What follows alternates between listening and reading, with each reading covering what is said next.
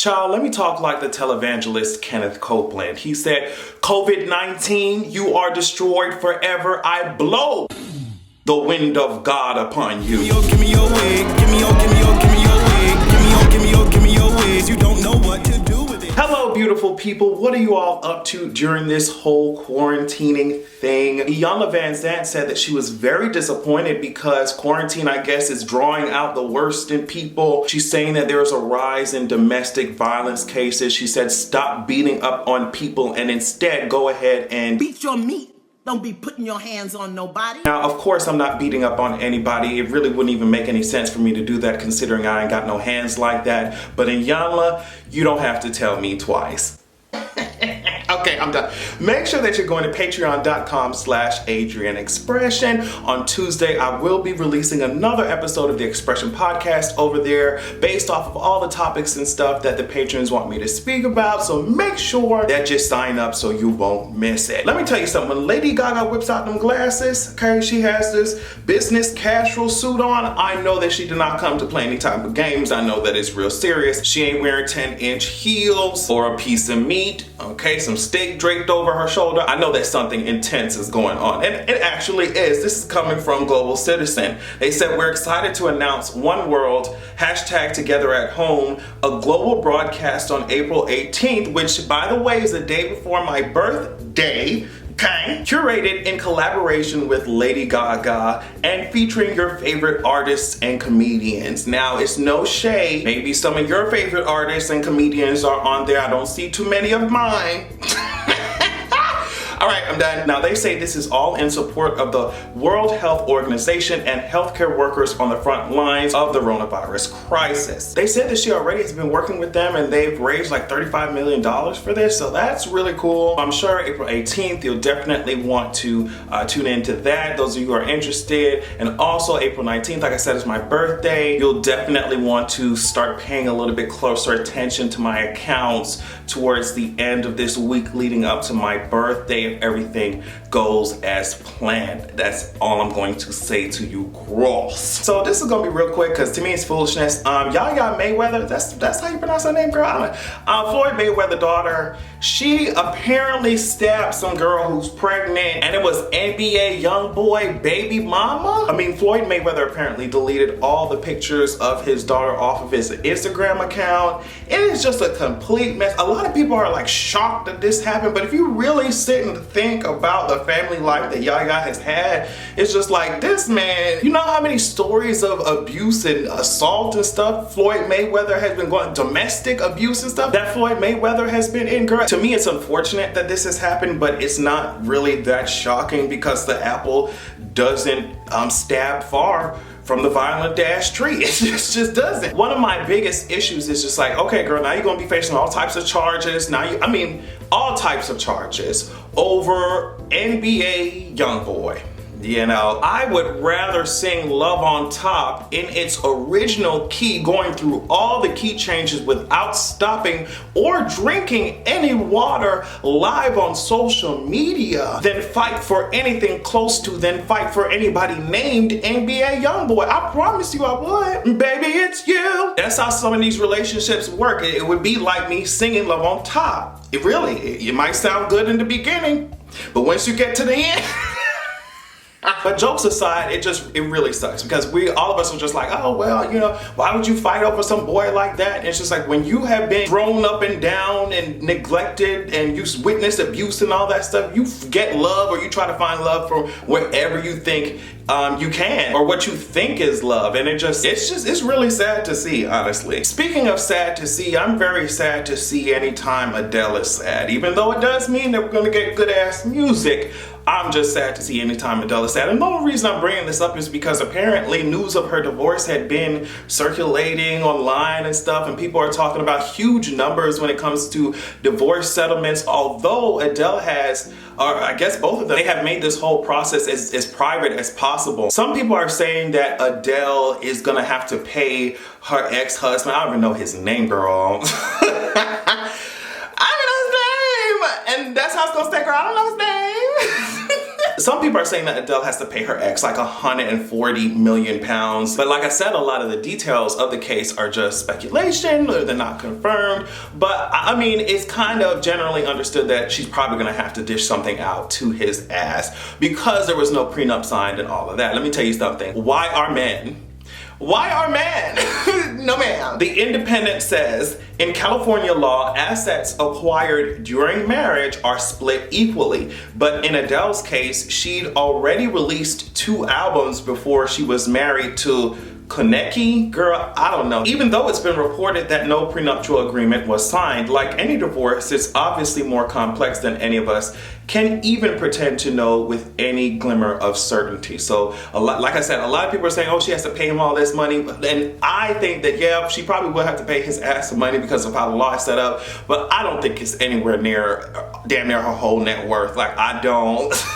I think she'll be okay. She's gonna be pissed, but she'll be okay. And the motto of this whole story is just ignore men. Okay? Ignore men. When they try to marry you, ignore them. If they say they like you, ignore them. If they say they're hungry, ignore them. If they say they need medical assistance, ignore them. No, but I'm so serious. I don't even have 1/1,000,000th of Adele's money. But if somebody said that to me, like, oh, you gotta pay all this money to divorce this nigga, I'd be like,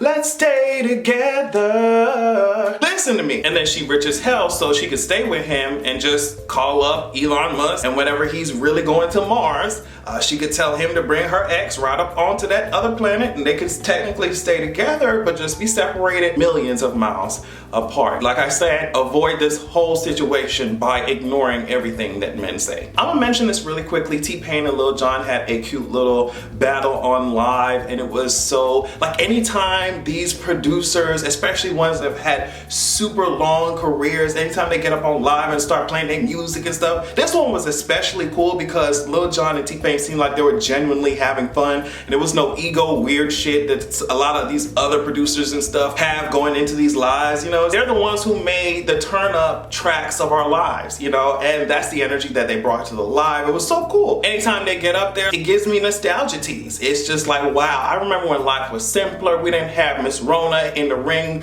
ready to knock bitches out. People were planking and doing the Harlem Shake, swag surfing. It was just a simpler time. Thought that was really cool. Something I did not think was cool was Ezra Miller. Now, Ezra Miller, they got their ass, apparently they were at this, I don't know, bar in Ireland or something, and they apparently choked out, like they choked some fan and tackled them to the floor like we were playing some type of weird version of Drunken Twister.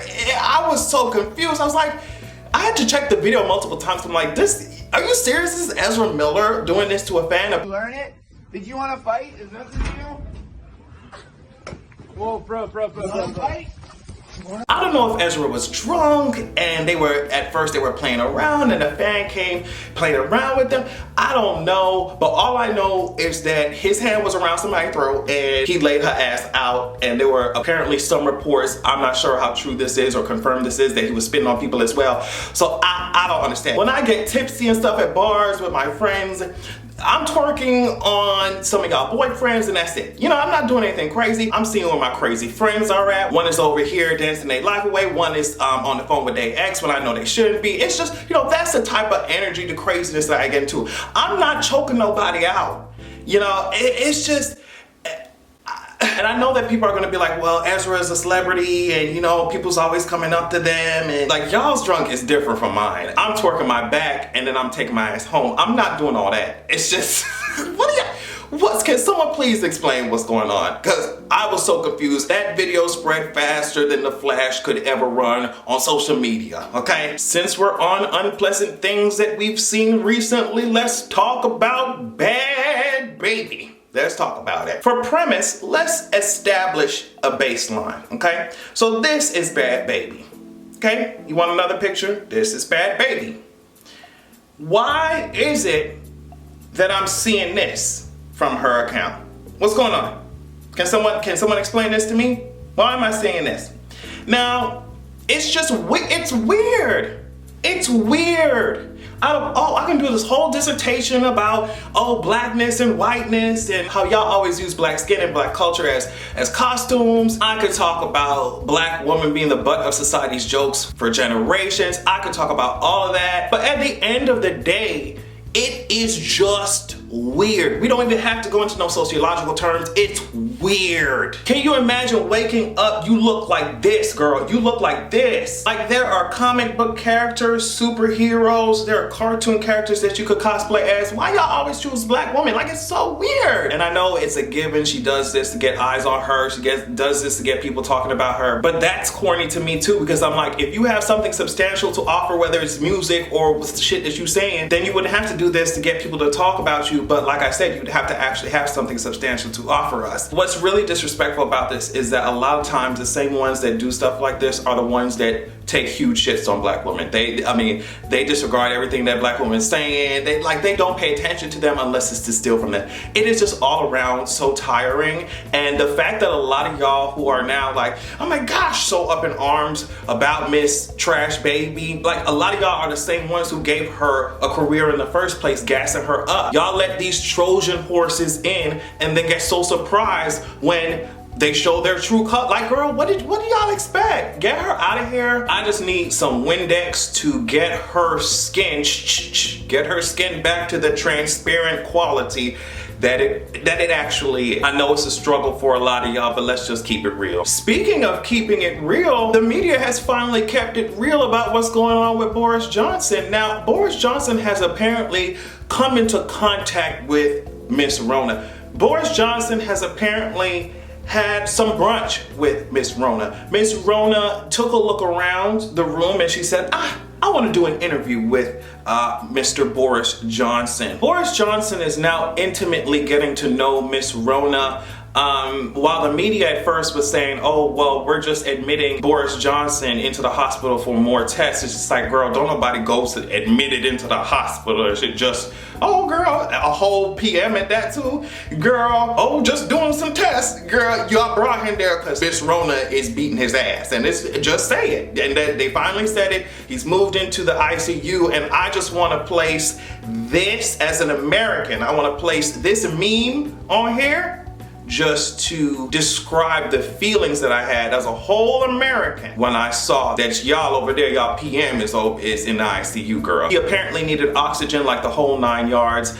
Remember, this comes after him saying, literally just going up, talking to his people saying, yeah, girl, a lot of y'all just gonna die. Y'all gonna die, that's it. It's not just him, it's so many people that we've seen like downplaying the virus, acting like it's some hoax, especially government officials not doing anything to prepare their people for this virus, being negligent, acting like it doesn't exist. And it's crazy because the same people who are actively working against the people trying to put in protections so that, you know, the public won't be put at risk, even at more risk for this. The same ones downplaying it are the same ones who are going to be so negatively affected by it. You really hate to see it. I'm not gonna go further into it. I can run my mouth all night. If you wanna hear more, make sure you go to patreon.com/AsianExpression so that you can check out my podcast. I love you all so much. Thank you so much for joining me. As always, please stay safe and make sure that you have a good goddamn evening.